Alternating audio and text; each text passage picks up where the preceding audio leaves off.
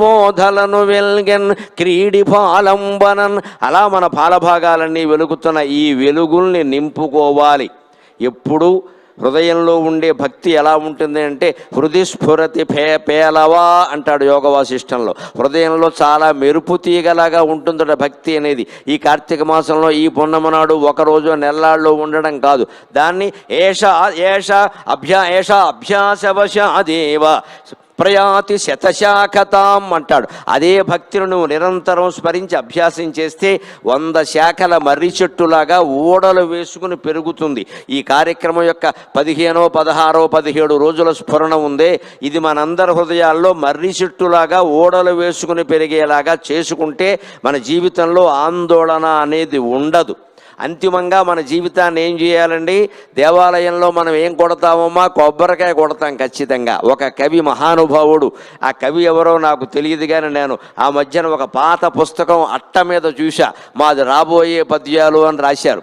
రాబోయే పుస్తకం అని కవి పేరు లేదు, కానీ కొబ్బరికాయ దేవాలయంలో ఎందుకు కొడతామో చెప్పాడు ఆయన.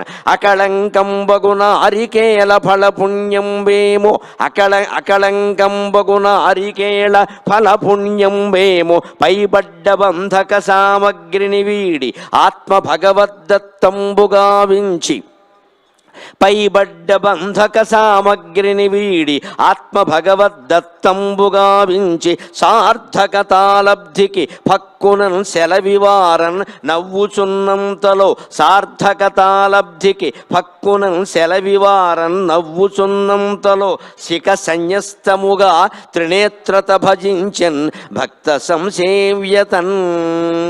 దీనికి కొబ్బరికాయ పరంగా ఒక అర్థం, మన మనస్సులో పెరిగేటువంటి వృద్ధి చెందే భక్తి పరంగా ఒక అర్థం.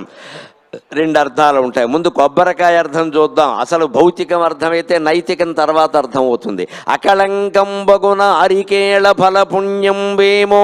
కొబ్బరికాయకి ఏ కళంకము అంటలేదు. ఎందుకో తెలుసా?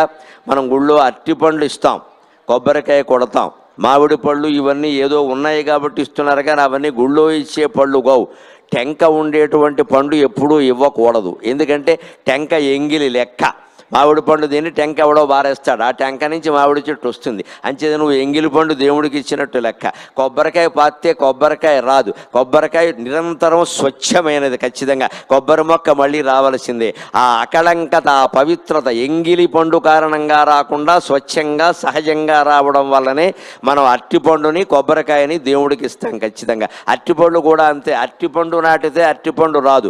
అరటిపండులో ఉండే గింజలు నాటినా అరటిపండు రాదు. అరటి మొక్క వచ్చినప్పుడే పక్కన 10 పిలకలు వచ్చేస్తాయి ఖచ్చితంగా. ఎక్కడికెక్కడ ఒక గెల వేయగానే అరటి చెట్టు పడిపోతుంది, మిగిలిన మొక్కలన్నీ పెరుగుతాయి. అంచేత పరమ పవిత్రంగా సహజంగా పవిత్రమైనవి 2 ఉన్నాయి, అరటిపండు ఒకటి, కొబ్బరికాయ ఒకటి. మన పవిత్ర హిందూ సంస్కృతిలో ఉండే అంతరార్థాన్ని గమనించండి. ఎట్టి పరిస్థితుల్లో ఏ జీవి ఎంగిలి చెయ్యని పళ్ళు అయినటువంటి కొబ్బరికాయని, అరటిపండుని మనం భగవంతుడికి సమర్పిస్తూ ఉన్నాం. అది హిందూయిజం, అది హిందూ ధర్మం, అది హిందూ మతం. ఇంత వైజ్ఞానికమైన మతం ప్రపంచంలో మరోటి ఉండే అవకాశం లేదండి, హిందూ మతం తప్ప.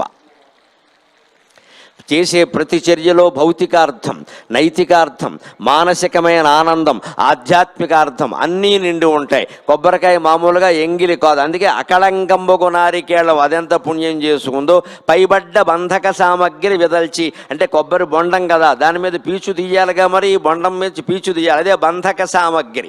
ఆ బొండం మీద ఉండే పీచంతా తీసేసి ఆత్మ భగవద్ దత్తంబుగా వించి, అప్పుడు కొబ్బరికాయలో ఉండే ఆత్మ, లోపల ఉండే గుజ్జు ఉంది కదా, అది భగవంతుడికి అర్పించాలి. అంటే పగలగొట్టాలిగా. సార్థకతాలబ్ధికి అంటే సా అర్ధకత 2 ముక్కలైంది, సరిగ్గా 2 సగాలైంది. అందుకే కొబ్బరికాయ కొట్టేటప్పుడు కాస్త జాగ్రత్తగా కొట్టాలి. 2 ముక్కలు అవ్వాలి, 2 ముక్కలు అవ్వాలి, 3 ముక్కలు 4 ముక్కలు అవ్వకూడదు అంటారు. అనుభవం మీద చెబుతున్నా. కొబ్బరికాయ అలా 2 ముక్కలు అవ్వాలంటే తిప్పుతూ కొట్టాలి, అంతే లెక్క. మామూలుగా కొట్టేస్తే కుళ్ళిపోయి పడిపోతుంది. తిప్పుతూ దెబ్బ కొట్టి తిప్పాలి, మళ్ళీ అక్కడే తిప్పాలి, మళ్ళీ వెనక్కి ముందుకి కదపొద్దు, అక్కడే తిప్పాలి. అక్కడే తిప్పితే ఖచ్చితంగా